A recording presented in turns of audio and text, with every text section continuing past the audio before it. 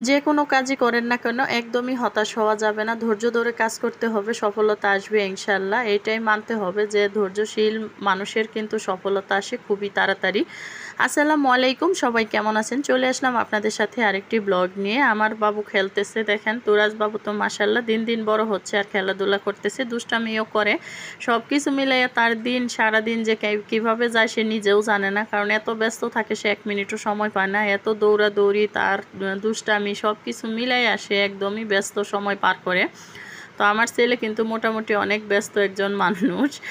যাই হোক, আপনাদের সাথে তো অনেক কথা বললাম। আর দেখেন কি মজাদার ডিম ভুনা আর খিচুড়ি, এরকম নাস্তা হইলে কিন্তু সকালবেলাটা অন্যরকম হয়ে যায়। আর এটা কি যে মজার ছিল, মানে ভুনা খিচুড়িটা একদমই অন্যরকম হয়েছে। আর এই দিকদা তুরাজবাবু তো পাখির সাথে খেলতেছে, সে তো ভীষণ পছন্দ করে পাখি।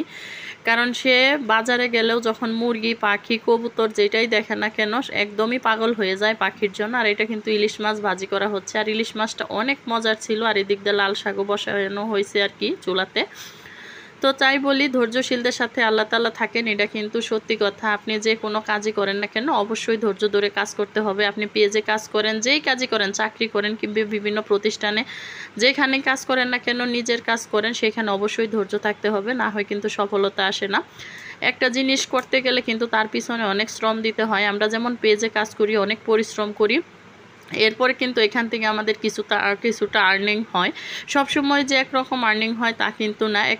একরকম দেখা যায়, এক ধরনের হয়, একদম পেজে রিচ ডাউন হয়ে যায়, আবার দেখা যায় রিচ ভালো হয়, আবার দেখা যায় একটা সময়ে মানে সব কিছুই ভালো, আবার সব কিছুই লালবাতি। তো এরকম মাঝে মধ্যেই মানে উপরে একবার উঠতেছে একবার নামতেছে, এর মধ্যেই আমরাও কাজও করতেছি। কখনোই থেমে যাওয়া যাবে না, সামনের দিকে আগাইতে হবে।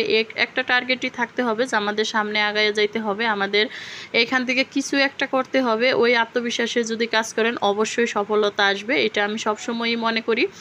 তো আপনাদের সাথে তো টুকিটাকি অনেক ভিডিওই দেই আর অনেক কথাই শেয়ার করি। আসলে প্রতিদিনের ভিডিওগুলো দিতে পারলে ভালো লাগতো, কিন্তু আমি অনেক আগে পরে মিলাইয়া ভিডিওগুলো করি।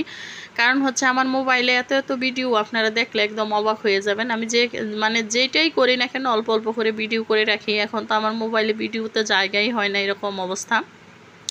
এর জন্য আমার ভিডিওগুলোতে অনেক ধরনের ভিডিও থাকে, যেগুলো আমি এডিট করি তখন আর কি দিয়ে দেই।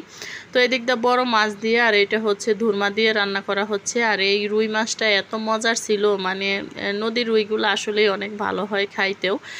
আর তো এই তো পাখির সাথে তো বাচ্চারা অনেক খেলতেছে, আর পাখিগুলোও মাশাল্লাহ অনেক সুন্দর, আর দেখতেও মাশাল্লাহ। সবাই পাখিগুলোর জন্য দোয়া করবেন, পাখি তো অনেক পছন্দ। আর এই দিক দিয়ে আমার ছেলেও পাখির সাথেই খেলতেছে, সবাই দোয়া করবেন, ভালো থাকবেন, আল্লাহ হাফেজ।